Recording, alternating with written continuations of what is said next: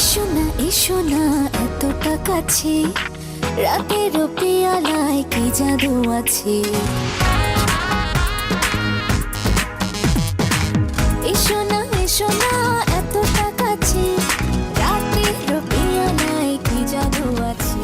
দেখো না চোখে চোখ, দেখো না জানাবো সবাইকে অনেক অনেক অনেক ওয়েলকাম যারা আছেন এই মুহূর্তে রেডিও সাইকেল বিডি.com এর সাথে।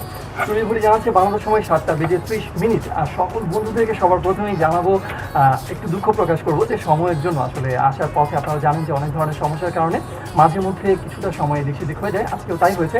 তবে সেই দুঃখটা আপনারা কিছুক্ষণের মধ্যেই ভুলে যাবেন, কারণ আজকে আমাদের সাথে জানেন যে অনেক অনেক অনেক স্পেশাল একটা শো আজকে আছে, আর দিনটি হচ্ছে আমাদের জন্য অনেক অনেক বেশি আনন্দের। আজকের দিন রেডিও সাইকেলের জন্মদিন আমরা উদযাপন করছি, আর এই চমৎকার এই সুন্দর ক্ষণে আমাদের সাথে আছে এমেজুলিল অনন্ত এবং আমাদের সাথে আছে বর্ষা। তাদের সবাইকে রেডিও সাইকেল বিডি.com এ সবার আগে ওয়েলকাম জানাবো। হ্যালো, কেমন আছেন আপনারা? হাই, আমি অনন্ত, ভালো আছি এবং অবশ্যই আপনারা ভালো থাকবেন। এবং রেডিও সার্কেলের আজকে অ্যাকচুয়ালি আই থিঙ্ক 3 ইয়ার্স জি, আমরা শুরু করতে যাচ্ছি। Congratulation radio circle. অনেক অনেক ধন্যবাদ এবং আপনাদের দুজনকে পেয়ে আমাদের সবারই অসম্ভব ভালো লাগছে। সবার প্রথমে এই জন্য আমাদের রেডিও সাইকেলের পরিবারের পক্ষ থেকে, আমাদের গ্রুপের পক্ষ থেকে আপনাদেরকে অনেক অনেক ওয়েলকাম জানাবো আমাদের আড্ডাতে। আর আজকে আপনাদের সারা পৃথিবীতে ছড়িয়ে থাকা যত ভক্ত আছে তারা সবাই আপনাদের কাছে অনেক অনেক প্রশ্ন জানতে চাইবে, আপনাদের সম্পর্কে জানতে চাই অনেক কিছু, সেগুলো আমরা আমাদের আজকে এই অনুষ্ঠানের মাধ্যমে জানাবো সকল বন্ধুদেরকে। আসলে ছোটবেলা থেকেই যদি দেখে আসি তাহলে আমার লাইফটা ছিল সাকসেসফুল লাইফ, এটা আমি বলতে পারি। কারণ ছোটোবেলা থেকেই খুব রেস্ট্রিকশন নিয়ে মানুষ হওয়া আমাদের ফ্যামিলিতে। কারণ ছোটোবেলাতেই আমি যখন আমার 5 ইয়ার্স ওল্ড আমি তখন আমার মাকে হারাই। আচ্ছা, তারপরে আমি এবং আমার বড় ভাইয়ের সাথে আমার হচ্ছে 11 ইয়ার ডিফারেন্ট। আমি 11 ইয়ার ছোট ওনার থেকে। ওকে, তখন আমাদের আসলে ছোটোবেলাটা এমনভাবে কেটেছে, বাবা তো ব্যবসা নিয়ে বিজি থাকতেন। এই মানে আমাদের আসলে সময় কাটানো, ফ্রেন্ড সার্কেলকে নিয়ে সময় কাটানো, তারপরে পড়াশোনার বাইরে বেশি বেশি খেলাধুলা করা বা একটু ফ্রেন্ডদের সাথে আড্ডা মারা, এগুলি আসলে আমার জীবনে খুব কমই হয়েছে। আচ্ছা, তারপরে তো পড়াশোনার পরে তো ব্যবসা, এগুলো নিয়েই বিজি। আসলে মুভি করাটা আমার আসলে ছোটবেলাতে থেকে কোনো ইচ্ছা ছিল না। আচ্ছা, স্বপ্ন ছিল না, আমার স্বপ্ন ছিল না এটাই। আমার স্বপ্ন ছিল এটাই যে আমি বড় বিজনেসম্যান হব, এটাই ছিল আমার স্বপ্ন। বিজনেসম্যান হব এটা ছিল স্বপ্ন, আর বড় বিজনেসম্যান হব যখন বিজনেস শুরু করি তখন ছিল আমার স্বপ্ন যে আমি বড় একজন বিজনেসম্যান হব। আর যেটা মুভি করার স্বপ্ন বা মুভি কেন করলাম সেটা হচ্ছে দর্শকদের অবশ্যই একটা কিউরিসি থেকে যায়, যেহেতু ওনার স্বপ্নটাই ছিল একজন বিজনেসম্যান হওয়া, তারপরে বিজনেসের পরে বড় বিজনেসম্যান হওয়া, তাহলে উনি মুভি করলেনই বা কেন? সেই কোশ্চেনটা ক্লিয়ার করার জন্য আমি এখন আমার ডিটেলসটা বলতে হচ্ছে। আচ্ছা, রেডিওর যে সার্কেলটা আছে, টোটাল সার্কেলটাকে নিয়েই কথা বলে বোঝাতে হবে। ওকে, নো প্রবলেম, আমরা রেডিও সার্কেল নিয়ে আমি যখন ম্যানচেস্টারে ছিলাম, পড়াশোনা করতাম, তখনই আর কি মনের মধ্যে দাগ কাটতো যে বাংলাদেশের যে কালচারটা আমরা এখানে বসে পাচ্ছি না, তাহলে ইন্ডিয়ান মুভি দেখে যাচ্ছি, ইন্ডিয়ান মুভি। তাই তখন মনে হতো যদি আমাদের বাংলাদেশি মুভি সেটা যেমনই বানাক না কেন, যদি এইখানে আসতো, আমরা যদি দেখতে পারতাম এবং নিজেদের কালচার দেখতে পারতাম, নিজেদের দেশের মানুষগুলোকে দেখতে পারতাম। এটা আপনি জানেন যে দেশের বাইরে যখনই কেউ থাকবে তখন কিন্তু দেশের প্রতি তার টানটা বেড়ে যায়। আপনি দেখবেন যে আমাদের দেশে যদি কোনো ফরেনাররা আসেন, এখানে চাকরি করেন, হয় তার শখ করেই হোক অথবা ট্রেডিশন বললেন, তারা কিন্তু সেলোয়ার কামিজ পরে। আপনি সতে দেখবেন সেলোয়ার কামিজ পরবে, তারপরে কি বলে এটাকে আপনার শাড়ি পরবে, ফতুয়া পরবে, মানে খুব মজা করেই পরে। এবং আপনারা যেটা বাংলাদেশিদেরকে দেখবেন, আপনার বাংলাদেশি ফ্যামিলি দেখে অনেক ফ্যামিলি বিদেশে গিয়ে একটা ইয়াং মেয়ে বোরকা পরে, এটা আমি নিজে প্রুফ। আমি দেখেছি প্রচুর। দেশের যখন দেশ থেকে বেরিয়ে যায় তখন কিন্তু দেশের এক্সপেকটেশনটা বেড়ে যায় দেশের প্রতি, সেটা আমি বাইরে গিয়ে দেখেছি। এবং দেশের ধরেন আলু ভর্তাটাই ভালো লাগে ওইখানকার ওয়েস্টার্ন খাবারের, এটা কিন্তু প্রুফ। এবং এটা আরো অনেক ভালো করে জানি, কারণ আমাদের আজকে যেমন সারা পৃথিবী থেকে সবাই শুনছে, তারা সেখান থেকে দেশের মানুষের প্রতি, দেশের প্রতি ভালোবাসাটা অনেক বেশি দেখায় সবসময়। তা এই কারণেই আমার ওরকমই মনে হতো যখন আমি 2008-এ ডিসিশন নিলাম, ব্যবসাটা একটা ভালো জায়গায় পৌঁছালো। আচ্ছা, তা ডিসিশন নিলাম যে আমি যেই স্বপ্নটা আমার ভিতরে যেটা ছিল যে বাংলাদেশের মুভি স্বপ্ন দেখতাম একদিন হয়তো বাংলাদেশে আমরা বিদেশে বসে দেখতে পারবো। তো আসলে তখন বাংলাদেশের মুভির অবস্থা আমি সেকেন্ড টাইম বলতে চাই না, এভরিবডি নোজ অ্যাবাউট দ্যাট, কোন অবস্থায় ছিল। অবশ্যই। তা আমি তখন চিন্তা করলাম যে একটু ভালো কিছু বানাতে হবে, আর ভালো কিছু বানাতে হলে অবশ্যই বাইরে যদি মানে এটাকে মানে এক্সপোর্ট করতে হয়, সরি ওকে। বাইরে যদি এক্সপোর্ট করতে হয় তাহলে আমাকে খুব ভালো কোয়ালিটির মুভি না বানালে এক্সপোর্ট করা যাবে না, কারণ হবে না। বাংলাদেশি মানুষের আশা থাকতে পারে, বাট দেখানোটা হবে কোথায়। যারাই সিনেমা হল তারা হয়তো ইংলিশ ওনার, অথবা তারা হয়তো বা দেখা যাচ্ছে কোনো কোনো হলের ইন্ডিয়ান ওনারও আছে, তারা হয়তো আমাদের সহজেই মুভিটা নিতে চাবেন না। এই কারণে আমার আসলে এত বড় যুদ্ধটা। তবে যারা বাইরে আছেন তাদের জন্য আমি বলি যে আমি আসলে যেই চেষ্টাটা শুরু করেছি এটাতে আজকে আপনারাই জানেন এখন কোন পর্যায়ে আছে, বাকিটা আমি পরে বলবো। Thank you. অবশ্যই অনেক চমৎকার করে সবকিছু আমাদের সাথে শেয়ার করার জন্য অনেক ধন্যবাদ। আর বর্ষা আপুর কাছেও সেম কোয়েশ্চেনটা থাকবে যে আপনার কি ছোটবেলায় স্বপ্ন ছিল যে আমি বড় হয়ে এত মানুষের পছন্দের নায়িকা হব, বা রূপলি পর্দা যেটাকে আমরা বলি, স্বপ্নে সেই পর্দাতে আমি অভিনয় করবো, এমন কি ইচ্ছে ছিল? ওকে, সর্বপ্রথম রেডিও সার্কেলের সকল মেম্বার্স অ্যান্ড রেডিও সার্কেলের শ্রোতাদেরকে অনেক অনেক শুভেচ্ছা আর ধন্যবাদ। অ্যান্ড রেডিও সার্কেলেরকে আমি শুভকামনা করছি, আমি শুভ জন্মদিন রেডিও সার্কেল। অনেক অনেক থ্যাংক ইউ। আসলে না ঠিক যখন ছোট ছিলাম তখন বুঝতামই না ফিল্মের বিষয়টা কি বা যারা ফিল্ম স্টার, ওরকম কোনো ইচ্ছা আমার ছিল না। সাডেনলি আর কি যখন বড় হয়ে গেলাম, যখন ইউনিভার্সিটিতে অ্যাডমিশন নিচ্ছিলাম, তখন আর কি ইচ্ছা হলো যে ওকে একটু মডেলিং করি বা একটু মডেলিং করি। কিন্তু আল্লাহ তাআলা যে খুব তাড়াতাড়ি মানে আমার সাকসেসে এত ভালোভাবে এনে দিবে, তার জন্য অবশ্যই আমি কৃতজ্ঞতা জানি অনন্তকে। ওভাবে ছোটবেলা থেকে ওরকম একটা স্বপ্ন ছিল না। আচ্ছা, ছোটবেলায় আপনার পছন্দের নায়িকা যদি বাংলাদেশের কারো কথা বলা হয়, কার কাজ ভালো লাগতো বা কাকে দেখে মনে হতো যে বাহ চমৎকার অভিনয় করছে? ছোটবেলায় বা বড়বেলার কথাও বলতে পারেন যে কারো অভিনয়টা আসলে আমার ওইভাবে মনে নেই। ছোটবেলায় তো বিটিভিতে ছবি দেখতাম, মানে ওইভাবে মানে বুঝতে পারতাম না, বাট এখন তো আমার কারিনা কাপুরকে খুব ভালো লাগে। আচ্ছা, কারিনাকে অনেক ভালো লাগে। একজন লিখেছে যে আপু এত সুন্দর কিভাবে, আমি সেই গোপন রহস্যের কারণ মানে গোপন রহস্যটা জানতে চাই যে আপু কেন এত সুন্দর? গোপন রহস্য অনন্ত। আচ্ছা, গোপন রহস্য হচ্ছে অনন্ত, বা এটা কিন্তু অনেক অনেক রোমান্টিক খুব চমৎকার একটা আনসার ছিল। হতেও পারে, কারণ কি ভাইয়া ও সারাক্ষণ আমার পিছে লেগেই থাকে মানে আমি যদি একটু মোটা হই, মানে মোটা তো হই না, একটু হলে তুমি মোটা হয়ে যাচ্ছ, খাওয়া কমাও, মানে একজন আরেকজন ইমপ্রুভের জন্য, ভালোর জন্য একজন আরেকজনের সবসময় অনেক হেল্প করা হয়। আচ্ছা, আরেকজন লিখেছে, আকিব লিখেছে, অনন্ত ভাইয়াকে আজকে শুনতে পেরে খুবই ভালো লাগছে, আপনি অনেক ভালো কাজ করছেন এন্ড আশা করি ফিউচারে ভালো কাজ করবেন। ভাইয়ার স্পিড মুভি আমি রোমিও তুমি জুলিয়েট গানটা শুনতে চাই, চমৎকার একটা গানের রিকোয়েস্ট সহ এরকম চমৎকার অনেকগুলো মেইল আছে। যাই হোক, এই মুহূর্তে অনেকগুলো বন্ধুর মাঝখান থেকে আরেকটা প্রশ্ন করবো যে আরেকজন প্রশ্ন করেছে, সে জেনেছে যে আপনি সবগুলো স্টান আপনার মুভিতে যে কঠিন দৃশ্যগুলো করতে হয় সেগুলোতে আপনি নিজেই করেন, সেটা কি সত্যি কিনা সে আপনার মুখ থেকে সেটা শুনতে চেয়েছে। আসলে ব্রাদার, সত্যি তো মুখে বলে প্রমাণ করা যায় না, প্রমাণ হচ্ছে কাজে, যেটা আপনারা মুভিতে অলরেডি দেখেন। যে আপনাদের অবগতির জন্য একটা কথা বলা হচ্ছে যে যদি দেখেন যে কোনো মুভিতে স্লো মোশনের কোনো শট আছে যে হিরোকে দেখা যাচ্ছে, তার মানে এটা হিরো নিজে করবে, সেটা আমি হই অন্য কেউ হোক। আর যখন দেখবেন ব্যাক থেকে দেখানো হচ্ছে অথবা খুব স্পিডে চলে যাচ্ছে, পরে হিরোর একটা সাজেশন থাকবে, ওইটা হিরো না, ওটা ডামি করবে।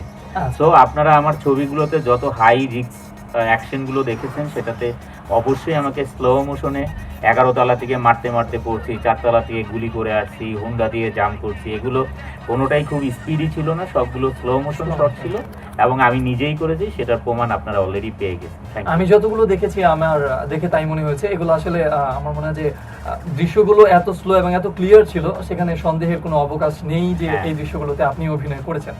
আচ্ছা, দুজনের ব্যাপারে আরো অনেক অনেক মজার কোয়েশ্চেন আছে। মানুষ যাকে ভালোবাসে, যাদেরকে দূর থেকে দেখে, তাদের ব্যাপারে তাদের প্রশ্নের কোনো সীমা থাকে না। তার জন্যই কিন্তু আমরা যারা মিডিয়া হিসেবে কাজ করি, আমরা চাই সবসময় যে দর্শকের সেই ভালোবাসা আপনাদের কাছে পৌঁছে দেওয়ার এবং তাদের প্রশ্নগুলো পৌঁছে দেওয়ার। দুজন যে ভালোবাসা, যে সম্পর্ক, সেখানে প্রশ্ন ছিল যে কে কাকে আগে প্রপোজ করেছে। অনেক মজার একটা প্রশ্ন, আর সেই মজার প্রশ্নটা আনসার আমরা দুজনের কাছ থেকে একটু একটু শুনতে পারি। ওকে, সবাই শুনে। আচ্ছা, ওকে।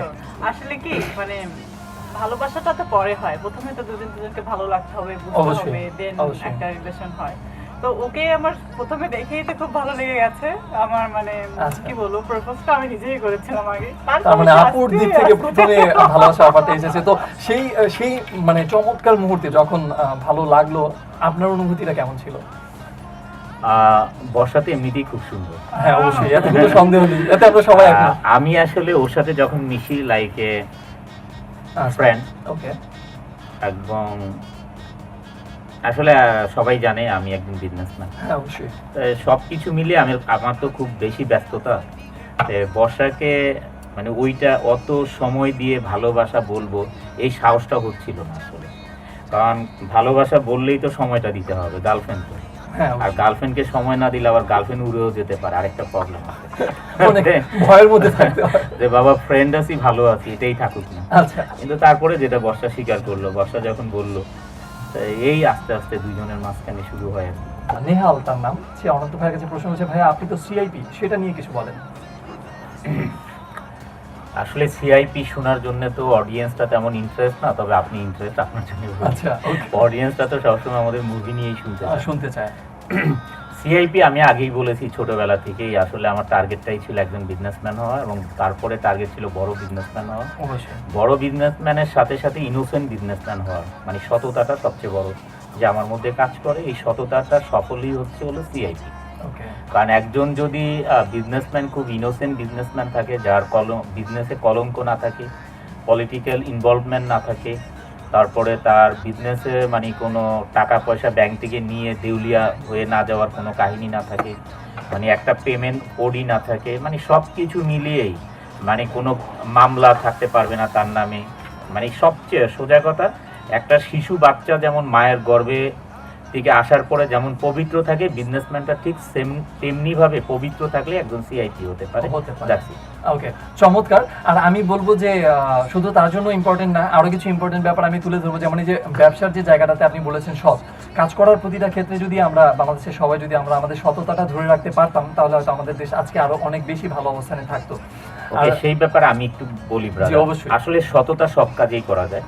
যেমন আমি যখন প্রথম মুভির কাজ শুরু করি, আমাদের প্যারেন্টস থেকে একটা কথা আসতো যে কোথায় যাচ্ছি, তখন আমি বলতাম আমি ইবাদত করতে যাচ্ছি। তখন এটা মানে ঘাবড়িয়ে যেত, ইবাদত করতে মানে এফডিসিতে। আমি বললাম হ্যাঁ, কারণ ইবাদত তো গাছের তলায় বসে মানুষ নামাজ পড়ে, লঞ্চের ছাদে বসে মানুষ নামাজ পড়ে, প্লেনে উপরে আছে ওইখানে বসে নামাজ পড়া যায়, সিটের মধ্যে বসে বসে নামাজ পড়ে। নামাজ পড়তে তো সব জায়গায় নামাজ পড়া যায়। ইবাদত তো মানুষের নিঃশ্বাসটা বের হবে, নিঃশ্বাসের সাথে আল্লাহ তাআলার নাম বের হবে। শুধুমাত্র 5 ওয়াক্ত নামাজ পড়লে এটাকে ইবাদত বলা হবে, আমি এটাকে বিশ্বাস করি না। আমি বলি আমি সারাদিন সকাল থেকে মানে দিন আমি যেই পর্যন্ত বেড়ে যাব এই পর্যন্ত আমার যতগুলো আওয়ার আমি মানে পৃথিবীতে আল্লাহ আমার আয়ু দিয়েছে, আমি যে বাস করব আমার দ্বারা যে খারাপ কাজটা না, এটাই হচ্ছে ইবাদত। এবং আমি যেই কাজটা করব এটার মধ্যে সততা থাকবে, আমি কাউকে ঠকানোর চেষ্টা করব না, কারোর সাথে মানে ছলনাগিরি করব না, কাউকে কথা দিয়ে কথা রাখবো না। এইটা আমি যতই ইবাদত করি না কেন সেটা কিন্তু ইবাদতের খাতায় আল্লাহ তাআলা লিখবেন না। সুতরাং আমি যখন ছবিটা শুরু করি, ছবিতে আপনারা জানেন যে আমি 2008 থেকে কাজ করি, 2010-এ আমার ছবি রিলিজ হয়, এখন 2012 এন্ডিং পজিশনে, নাও ডিসেম্বর। এখন পর্যন্ত আমার ক্যারেক্টার নিয়ে কিন্তু এই ছবিতে কেউ কোনোদিন এই মিডিয়াতে কথা বলতে পারেনি। সুতরাং আমি সব কাজেই সততা, বিজনেস যেমন আমি এই যে কাজ করছি সেটা তো তেমন আমি সততা বজায় রাখার চেষ্টা করি, এবং দিস ইজ দ্য রিয়েলি। এই কারণে আল্লাহ তাআলা আমাকে যেমন ভালোবাসেন, এখন অডিয়েন্সও ভালোবাসেন। যে চমৎকার, আপনার দৃষ্টিভঙ্গিটা আমাদের সাথে শেয়ার করার জন্য অনেক অনেক থ্যাঙ্কস, এবং খুব সুন্দর একটা দৃষ্টিভঙ্গি। অনেক বন্ধুরা লিখছে সেটা হচ্ছে যে তারা অনেকেই সিআইপি হতে চায়, শুধুমাত্র হিরো না। তো সিআইপি হিসেবেও আপনাকে অনেকে ভালোবাসে, সেটা বোঝা গেল। আর আমরা যেটা আপনার মুভিতেও দেখেছি যে আপনি সৎ একজন ব্যবসায়ী বা বিজনেসম্যানের ক্যারেক্টারগুলো করেছেন, সেটা আপনার জীবনের গল্পে অনেকটা ফুটে উঠেছে, বা সেই চরিত্রটা আপনি বাস্তবে নিজে সেটা বুঝতে পারছি, এবং সেটা বুঝতে পেরে অনেক ভালো লাগছে। আচ্ছা, এই মুহূর্তে বলবো যে আপনার কাছে একটা প্রশ্ন, বর্ষাপুর কাছে যে প্রশ্নটা, সেটা হচ্ছে আপনি যতক্ষণ কাজ করেন ততক্ষণ হয়তো একই সাথে যখন কাজ করা হয় তখন কোনো সমস্যা হওয়ার কথা না, কিন্তু একজন আরেকজনকে সময় দেয়া, কে কতটুকু দেয়, মানে বেশি কম, কে কতটুকু বেশি দেওয়ার চেষ্টা করেন, কে কতটুকু কম দেয়? না আসলে সময় দেওয়ার বিষয়টা তো দুজনকেই এক হতে হবে, কারণ আচ্ছা। ও তো অনেক ব্যস্ত থাকে, অবশ্যই। দেখা যায় অফিসে থাকে। তো ও যখন টাইম পায়, যখন আমাকে সময় দেয়, সেই সময়টাই আমাকে বেছে নিতে হয়। কারণ দেখা যাচ্ছে যে আমার শুটিং থাকলে তো একসাথেই শুটিং দেখা হয়, একসাথেই শুটিং করি, বা তখন বাইরে থাকলে মানে ঢাকার বাইরে থাকলে একসাথে সারাক্ষণই থাকা হয় একসাথে 24 থাকা hours। ওকে And, ঢাকায় থাকলে শুটিং না থাকলে দেখা যাচ্ছে যে ও অফিসে থাকে, অফিস থেকে যখন আসে আমাকে কোথাও ডিনারে নিয়ে যায়, ওই Okay. টাইমটা খুব ভালো যায় এই আর কি। বাট খুব একটা সময় পাই না, কারণ সে মহা ব্যস্ত আচ্ছা অনেক ব্যস্ত। তো এই যে দুটো সত্তা একই সাথে কাজ করছে, একজন হচ্ছে অভিনেতা হিসেবে কাজ করছে, আরেকটা হচ্ছে একজন সফল ব্যবসায়ী হিসেবে, কোন সত্তাটাকে বেশি ভালোবাসেন নাকি দুটোকেই? দুটোকেই আমার ভালো লাগে। ওর বিজনেসম্যানের জায়গায় ও সাকসেসফুল, ও আচ্ছা। দুবার সিআইপি হলো, এবারও হয়েছে। আর মুভি স্টারের দিক থেকে তো বলবো এটা সবাই জানে, ওর এখন পজিশন যে জায়গাটা, ওর সব দুইটাই আমার খুব ভালো ভালো লাগে। লাগে। ওর স্পিডটা দেখে আমার ভালো লাগে। একজন জিজ্ঞেস করেছে, তার নাম হচ্ছে আলফি সম্ভবত, সে লিখেছে আপু কি রান্না করতে পারেন, আর অনন্ত ভাইয়ের ফেভারিট ডিশ কোনটি? এই দুটি প্রশ্ন। ওকে, উত্তরটা অনন্ত ভাই এই দিবে। আচ্ছা ওকে ওকে, এটা তো মানে এত বড় একটা কোশ্চেন, আচ্ছা তবে আমি একটু গুছিয়ে বলি ব্যাপারটা। ওকে অবশ্যই। বর্ষা তো অনেক সুন্দরী, এভরিবডি নোজ অ্যাবাউট। হ্যাঁ। বর্ষাকে যদি মানুষ দেখে তাহলে কিন্তু ইজিতেই বলে দিতে পারবে যে বর্ষাকেই বোধহয় কেউ খাইয়ে দেয়, মানে আচ্ছা, আচ্ছা, হ্যাঁ। ও রান্না করবে কি, মানে শতকরা 90 জনের ধারণাই এটা হবে যে বর্ষা রান্না করবে কি, এত সুন্দর মেয়ে মনে হয় সাজগোজ নিয়ে বেশি ব্যস্ত ব্যস্ত থাকে। থাকে সুন্দর। আমি কাপড় বলবো নায়িকা। দর্শকদের জানার জন্য বন্ধুগণ, আসলে বর্ষা এত ভালো রাঁধুনি যেটা মানে আচ্ছা। আপনাদের সারা বাংলাদেশে যদি খাওয়ানো যেত তাহলে বুঝতেন আপনারা। আচ্ছা কারণ তো খাওয়ার আমি- কোনো ব্যবস্থা করা যায় না? শুনে তো মানে- লোভই লাগছে আমার। মানে সব আমি বন্ধুদের মতো করে। নরমালি তো একটু কমই খাই, আচ্ছা কারণ বডি মানে Maintain ফিগার করতে মেনটেন হয় করতে হয়। তবে বর্ষার যদি বলি এইটা ভালো, খুব ভালো, ওইটা খারাপ, মানে ওইটা একটু কম ভালো, তাহলে আসলে কোনটা ভালো আমি নিজেই জানি না। ওর সবগুলি ভালো। আচ্ছা সব আমি একটা একটা করে বলি। কই মাছ, বাহ, চমৎকার। কই মাছ ছোটবেলা থেকে তো ভাজা খেয়ে আছি নিজেদের বাড়িতে, বাট ও কই মাছ এত সুন্দর করে ভাজার পরে ফার্স্ট ডেতে আমি বললাম যাচ্ছে তুমি এত সুন্দর করে কই মাছ ভাজো তোমার কিভাবে, বয়স কত? গেল এটা। তারপরে সেকেন্ড থিং হচ্ছে ডাল পাক করা, এটা আমাদের ট্রেডিশন, আমরা ডাল খাই। আমি বিলিভ মি, আমি ছোটবেলা থেকে ওর সাথে পরিচয় রাখতাম তো আমি এত সুন্দর ডাল খাইনি। ওয়াও ডাল এত ভালো। মানে অনেক বড় মানে কমপ্লিমেন্ট, কিন্তু অনেক আমি বড় কিন্তু compliment। এই দিক দিয়ে আসতেছি, মানুষ নরমালি বলবে যে ভালো মুরগি পাক, চিকেন পাক করতে পারে, ভালো আচ্ছা। ফিশ পাক করতে, মানে আমি ক্রিটিক্যাল আইটেম গুলো বলছি। আচ্ছা আচ্ছা আচ্ছা হ্যাঁ, মানে খুবই ক্রিটিক্যাল এই আইটেম গুলো। হ্যাঁ, যেগুলো মানে রান্না করা তারপরে একটু হচ্ছে কঠিন। পায়েস পাক করলে আমি মাঝে মাঝে ওকে বলি তোমার পায়েস মানে প্রবাসী বাংলাদেশি যারা বিদেশে আছেন ওদের জন্য পায়েসটা এক্সপোর্ট করে দিই। এক্সপোর্ট করে দিই। মানে এত ভালো পায়েস এই পাকা। রেসিপি আসলে কিন্তু এটা হ্যাঁ। মানে ফুড হ্যাঁ, এক্সপোর্ট মানে করা যেতে পারে। আপনার কয়েকটা আইটেম আছে। হ্যাঁ আমি সত্যি না, কথা বলছি। ডাল কিন্তু সবাই পাকাতে পারে, বাট হ্যাঁ, এত মজার ডাল কজন পাকাতে ওটা পারে। রান্না করতে পারে। তারপরে পায়েসটা কিন্তু সবাই জানে যে চিনি দিয়ে, পানি দিয়ে, চাল দিলে পায়েস হয়ে যাবে, আচ্ছা। বাট এত মজার পায়েস, মানে সে করতে পারে। সবকিছু মিলে আমি বলবো যে ও আসলে খুব ভালো রাঁধে। আচ্ছা, তো এই যে এতগুলো, এখন বর্ষাপুর কাছে যাই, আমি যতটা জানি একজন বাঙালি নারীর অনেক বড় একটা বা ভালো লাগা কাজ করে যে তার ভালোবাসার মানুষটি, তার স্বামী, তার জন্য চমৎকার কিছু রান্না করা। আর সেই স্বামীর মুখে মানে প্রত্যেকটা কমেন্টসে আমি তাকিয়েছিলাম, অনন্ত ভাইয়ের মুখে ভালোবাসা ঝরে পড়ছিল। গলায় কিন্তু ভালোবাসা বোঝা যায়। আমার কাজ হচ্ছে গলা নিয়ে, সো রেডিওতে কথা বলি, আমি কথার মধ্যে ভালোবাসা খুঁজে পেয়েছি। তো আপনার কেমন লাগলো এই কথাগুলো শুনে, যে এত এত প্রশংসা এবং এত ভালোবাসা দিয়ে আপনাকে জানালো যে এত ভালো লাগে? সো কেমন লাগে যখন খেয়ে এত এনজয় করে, তখন আপনি ব্যাপারটা কেমন ভাবে উপভোগ করেন? না, আমার তো ভীষণ ভালো লাগে তখন, কারণ আচ্ছা। ও তো এমনিতেই খুব অল্প খায়, খুবই অল্প Okay. খায়। যখন আমি কিছু রান্না করে নিয়ে দেই, মানে সে বলে যে মানে খাই, যখন ফার্স্ট যতটুকু দিব সে আচ্ছা। খাবে, খাওয়ার পরে বলবো আরেকটু দেই, মুখের দিকে তাকায় বলবে কি আচ্ছা ঠিক আছে আরেকটু দাও। পরে যখন দিব ওইটাও শেষ করা হয় না, আরেকটু দিব, কেন দিব, আমি তো মোটা হয়ে যাবো, মানে এরকম ভালো লাগে। আর আচ্ছা। ভীষণ ভালো লাগে। ওকে, আমার মনে হয় যে এটা দুজনের খাবারের গুণ ছাড়াও আর এরকম অনেক গুণ আছে যেগুলো বেরিয়ে আসবে, কারণ ততটা ভালো হলেই কিন্তু একজন সফল ব্যবসায়ীর মুখ থেকে এই কথাটা এসেছে যে এটা এক্সপোর্ট কোয়ালিটি, এটা এক্সপোর্ট করা যায় দেশের বাইরের মানুষের খাওয়ার জন্য। এবং আমি সরাসরি স্বীকার করে নিচ্ছি আপনাদের সামনে এবং লিসেনারদের সামনে যে বন্ধু, আমি আপনাদের মনের অবস্থা, মুখের অবস্থা এবং জীবের অবস্থা বুঝতে পারছি। আমার নিজেটাও প্রকাশ করছি যে আমি সুযোগ যদি পাই কখনো অবশ্যই খেতে যাব, প্রয়োজনে লাইনে দাঁড়িয়ে খাবো, কিন্তু এরপরও খাবো, খেতে চাই।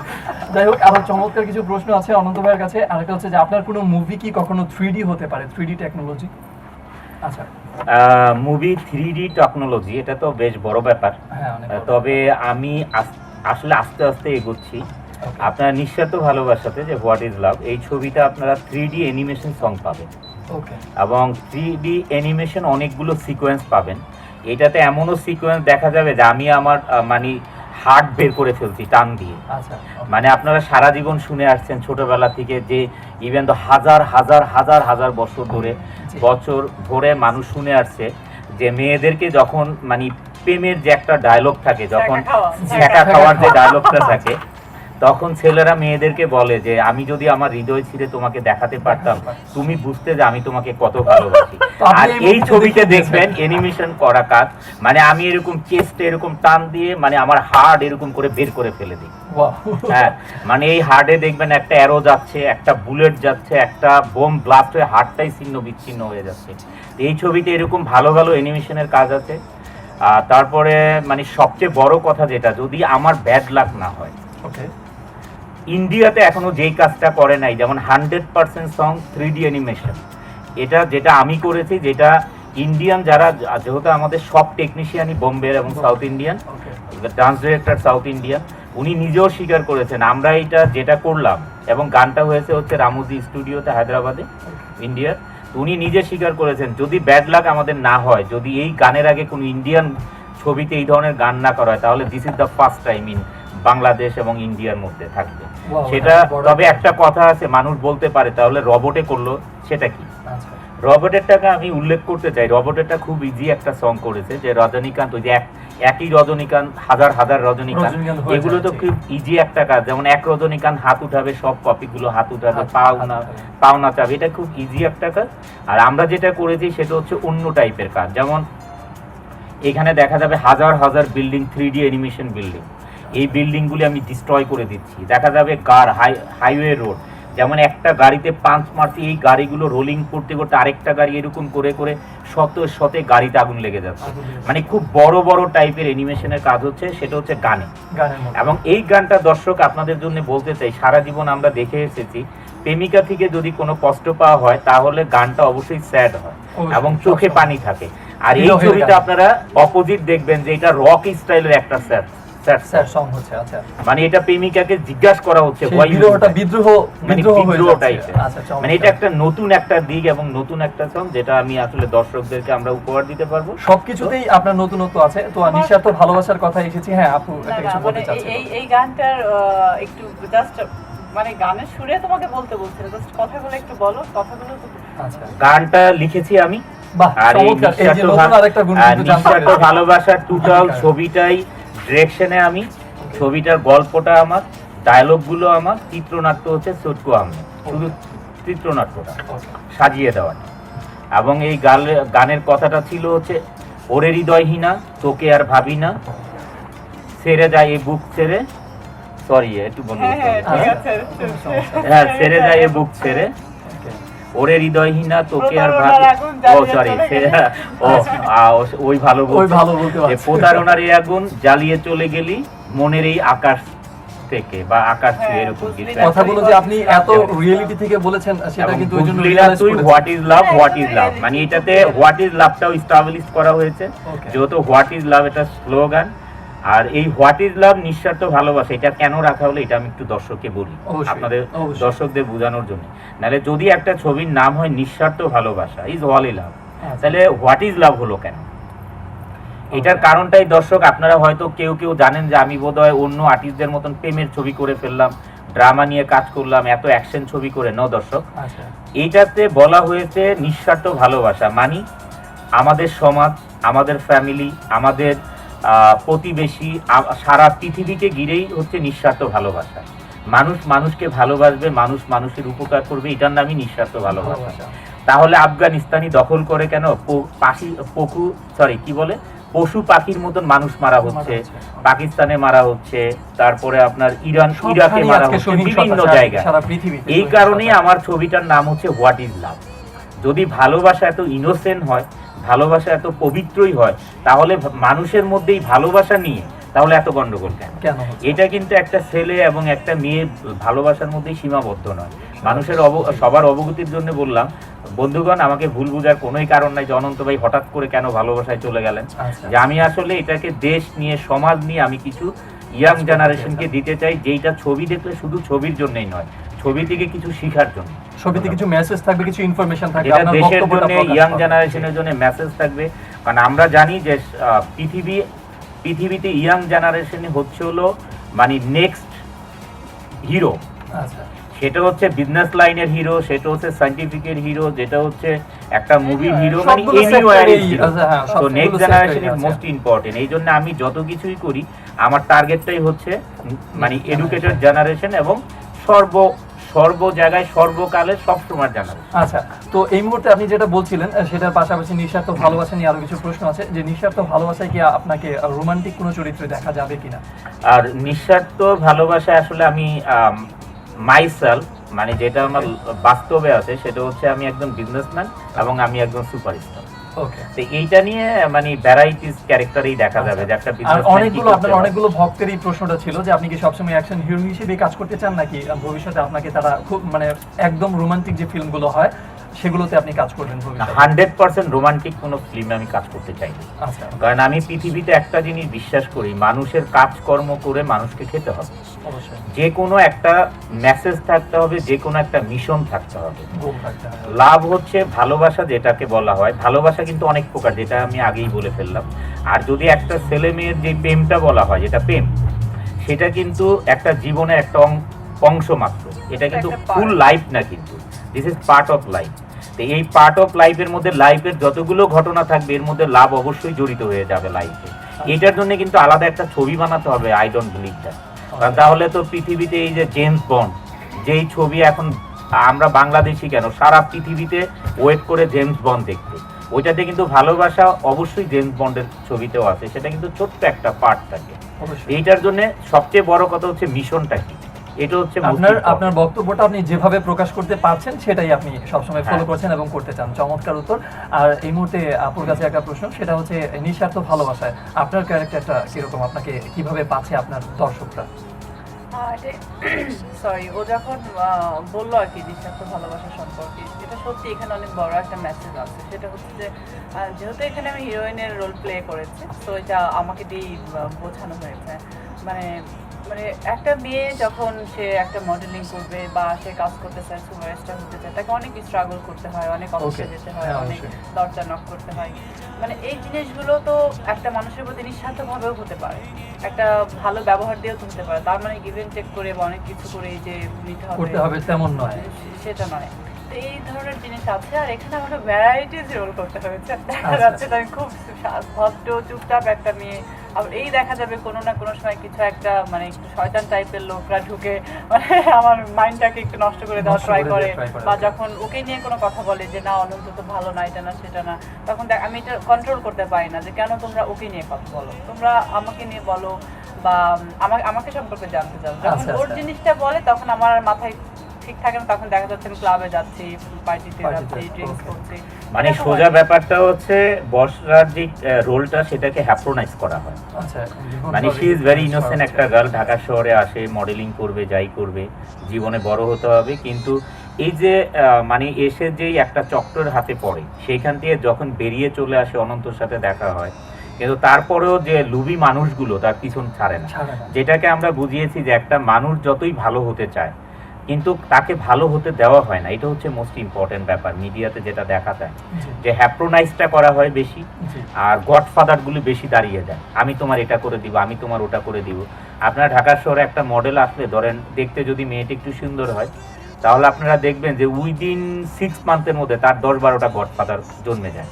আচ্ছা, আমি বুঝতে তোমার পেরেছি। এটা আপনি করবো, আমি ওই তোমার ব্যাপারগুলো এটা এই করবো। মুভিতে মানে উঠে এই আসবে যে মুভিতে- পথটা কত কঠিন হয় এবং মানে- কত ধরনের বাজে হাতছানি আসে, হ্যাঁ। সেগুলো এই মুভিতে মানে উঠে আসবে। এইগুলো বর্ষা এত সুন্দরভাবে প্লে করছে মুভিতে, আচ্ছা। তার রোলটা, সেটা আমি রিয়েলি প্রাউড ফিল করি। কারণ এই ছবির ডিরেক্টর আমি, কারণ আমি ওর প্রত্যেকটা নিঃশ্বাস পর্যন্ত দেখেছি যে একটা ছবিতে কিন্তু শুধু অভিনয় তো কথা বলাই না, আচ্ছা। তার মুভমেন্টগুলো, তার এক্সপ্রেশনগুলো, তার ইভেন দো অঙ্গভঙ্গিগুলো, যেটা ও করেছে, যেমন একটা নিঃশ্বাস, যেমন একটা স্যাড নিঃশ্বাসও থাকতে পারে, আবার মানুষের সুখেও কিন্তু একটা নিঃশ্বাস আছে তার মন থেকে, স্বস্তির নিঃশ্বাস, স্বস্তির নিঃশ্বাস যা, থাকে। হয়ে গেল। যে সবকিছু মিলে আমি যেটা দেখেছি, যেটা মানুষ হলে দেখে, মানে এইটুকু আমি হলপ করে বলতে পারি, যদি বাংলাদেশ চলচ্চিত্র বোর্ড, জুরি বোর্ড যদি সঠিকভাবে বিচার করা হয়, তাহলে 2013-এ বর্ষার যে ছবি রিলিজ হবে এইটাকে মানে কেউ পেরিয়ে যে অন্য কেউ একটা ন্যাশনাল অ্যাওয়ার্ড পাবে যদি সঠিক বিবেচনা করা হয়, তাহলে আমি বলবো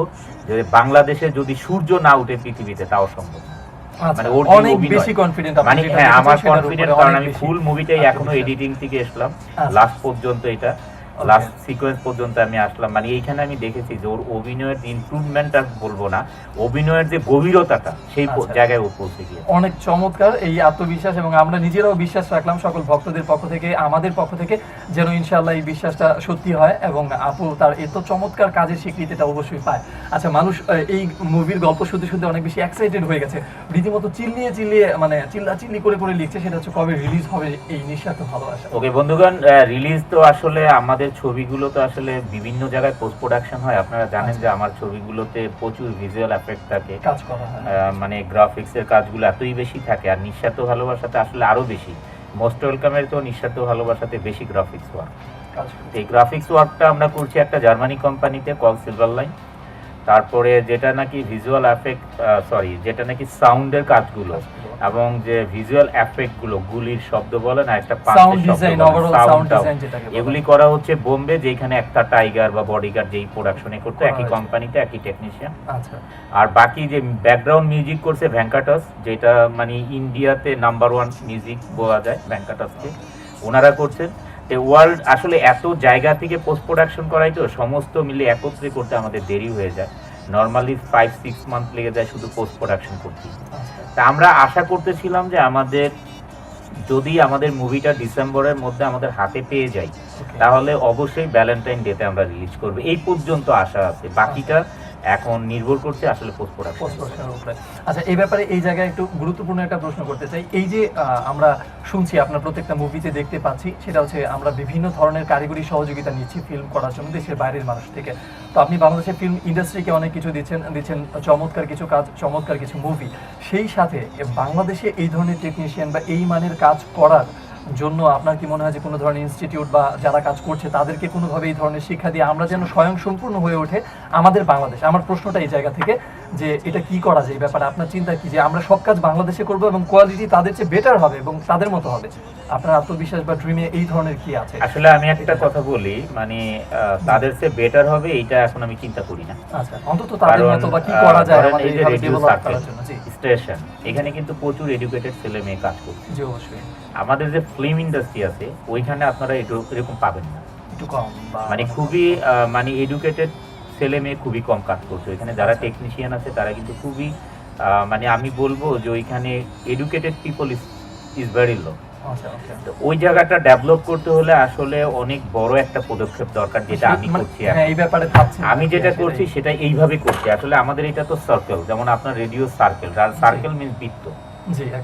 এই বৃত্ত থেকে যেটা শিখা আমাদের ফিল্ম ইন্ডাস্ট্রি আজ থেকে 50 ইয়ার্স আগে যেই টেকনোলজি ছিল টিল টুডে সেম টেকনোলজি। ধরেন একজন ক্যামেরাম্যান ছিল, তার একজন অ্যাসিস্ট্যান্ট ক্যামেরাম্যান হয়েছেন, তারপরে তার অ্যাসিস্ট্যান্ট ক্যামেরাম্যান হয়েছেন, একজন ডিরেক্টর তার অ্যাসিস্ট্যান্ট ডিরেক্টর আফটার 50 ইয়ার্স। তো এখানে শিক্ষাটা কিন্তু একটা সার্কেল থেকে, তারা কিন্তু ওয়ার্ল্ড ওয়াইড যে টেকনোলজি সেটার সাথে সম্পূর্ণভাবে তারা অপরিচিত, এবং ওয়ার্ল্ড ওয়াইড যে মানে ইকুইপমেন্ট গুলো আছে এটার সাথে তারা 100% অপরিচিত। আমি কি করি, যেমন আমি একজন টেকনিশিয়ান, ধরেন আমি ক্যামেরাম্যান নিলাম রোবটের তাইগুকে, রোবটের টপ ক্যামেরাম্যান, রোবটে 5 ক্যামেরাম্যান কাজ করে, 5 জনের মধ্যে তাইগু হচ্ছে টপ ক্যামেরাম্যান, যে নাকি আমার নিঃস্বার্থ ভালোবাসা এবং মোস্ট ওয়েলকাম কাজ করেছে এবং মোস্ট ওয়েলকাম 2তেও কাজ করবে। এখন আমি ওনাদের সাথে কি করতে চাই, আমি কি করেছি, তাইগুর সাথে তাইগুর অ্যাসিস্ট্যান্ট নিয়ে আসছে একজন, আমি আমাদের দেশ থেকে আবার দিছি 2 জন ক্যামেরাম্যান তার সাথে। ইভেন তো বাংলাদেশের সবচেয়ে বড় ক্যামেরাম্যান যে মাহফুজ ভাই, ডিওপি যাকে বলা হয়, মাহফুজুর রহমান, উনিও তাইগুর সাথে কাজ করেছেন। মাহফুজ ভাই নিজেও স্বীকার করেছেন যে আসলে আমরা শুধু একটা বৃত্ত থেকেই কাজ শিখার। এই যে তাইগু আজকে এখানে যেই কাজটা দেখালো, আজ এই 40 বছর আমার ক্যামেরাম্যান লাইফ, 35 বছর আমি এখনো দেখি। আমি এইভাবে করে ট্রেন আপ করার চেষ্টা করছি। আমি কি করি, ভালো লাগলো, আমি আরো কাজ করি। যেমন আমি সাউথ ইন্ডিয়া থেকে ডান্স ডিরেক্টর নিলাম, আমি আবার বাংলাদেশের ডান্স ডিরেক্টরকে সাথে রাখি। সাউথ ইন্ডিয়া থেকে ক্যামেরাম্যান নিলাম রাখি, একজন ফাইট ডিরেক্টর সাউথ থেকে নিলাম বা থাইল্যান্ড থেকে নিলাম, বাংলাদেশ থেকে রাখি। এইভাবে করে আমি চেষ্টা করছি যে এটাকে একটা মানে ডেভেলপমেন্ট করা যায় করা কিভাবে। আসলে যেটা আমি প্রথমেই বলেছিলাম আমার শৈশবকাল, সেটাতেই আমি বলেছিলাম যে এটা আসলে আমার একটা স্বপ্ন ছিল যে আমি যে বাংলাদেশি ছবি কখন দেখবো বিদেশে থেকে বাংলাদেশের কালচারটা। আর সেই প্রশ্নটা আজকে আপনি আমাকে করলেন, থ্যাংক ইউ আপনাকে। আমি আসলে দ্য সার্চ যখন 2010-এ রিলিজ হয় তখন আপনার অনেক দেশ থেকে দুবাই, মালয়েশিয়া, সিঙ্গাপুর, ইতালি, তারপরে হচ্ছে ইংল্যান্ড, আমেরিকা, সব জায়গা দেশ থেকে কিন্তু কন্ট্যাক্ট আসে আমাদের কাছে আচ্ছা, যে এই ছবিগুলো তারা বিদেশে বসে দেখতে চায়। ওকে, তখন আমাদের দেশে একটা প্রবলেম ছিল কি, ওই যে আপনারা অনেক সময় খবরের কাগজে দেখে থাকেন যে এই ছবিটা এখন ওই দেশে প্রদর্শনী হচ্ছে। দিস ইজ একটা নর্মাল একটা কাজকর্ম। এটা ধরেন আপনি আপনার বগলতলায় করে বিফকেসে করে আপনি একটা ডিভিডি নিয়ে গেলেন বা ওইখানে নিয়ে দেখালেন, এটা একটা সাধারণ কাজ। এটা নিয়ে পেপারে আসতে হবে নট নেসেসারি। আচ্ছা, এটা কেউ কেউ শখ করে দেয় আর কি, যে আমার এই ছবিটা এখানে চলবে। এটা জাস্ট একটা শখের কথা। এটা কিন্তু ইন্টারন্যাশনালি এটা রিলিজ না। রিলিজ না, অবশ্যই না, অফিসিয়ালি না। আর আমি যেটা করছি সেটা হচ্ছে ইন্টারন্যাশনালি রিলিজ করব, এইটার ব্যাপারে আমি কাজ করছি। বাহ, এখন একটা ইউকের কোম্পানি যারা আপনার ইন্ডিয়ান মুভি ডিস্ট্রিবিউট করেন ইংল্যান্ডে, ওকে, সেই কোম্পানি অলরেডি এখন আমাদের দেশে, তারা একমাত্র আমার জন্য ইংল্যান্ড থেকে আসা। সেটা হচ্ছে এখন ইংল্যান্ডে অনন্ত এবং বর্ষা, এই দুটো নাম এখন মনে হয় ইংল্যান্ডে যারা প্রবাসী বাংলাদেশি আছেন, যারা হয়তো খুব বেশি বয়স হয়ে গিয়েছেন তারা ছাড়া কারণ মানে নিয়ে কেউ আলাপ করেন এরকম লোক খুব কম পাওয়া যাবে এখন ইয়াং জেনারেশন। ওকে, তাদের খুব রিকোয়েস্ট যে বাংলাদেশি ছবি তোমরা ইম্পোর্ট করো। যারা ইন্ডিয়ান ছবি ইম্পোর্ট করে, ডিস্ট্রিবিউট করে, তাদের ওইখানে যে শত শত বাঙালিরা যে রিকোয়েস্ট করেছে এরকম অনন্ত সাহেবের ছবি, মানে অনন্ত সাহেবের ছবিগুলো ইম্পোর্ট করো ইউকে, আমরা এখানে বসে দেখতে চাই। আমরা এখানে দেখতে চাই। Okay. ধরেন সিনেপ্লেক্স গুলোতে, নট ওই যে কারো একটা ছোট বাসায় ক্লাবে বা- যে প্রদর্শনী করা, নট লাইক দ্যাট। তো এইটা নিয়ে অলরেডি উই ডিড এগ্রিমেন্ট, এটা যেটা আপনাদেরকেও আমরা দাওয়াত দিব কিছুদিনের মধ্যেই, যে আমরা এগ্রিমেন্ট সাইন করব।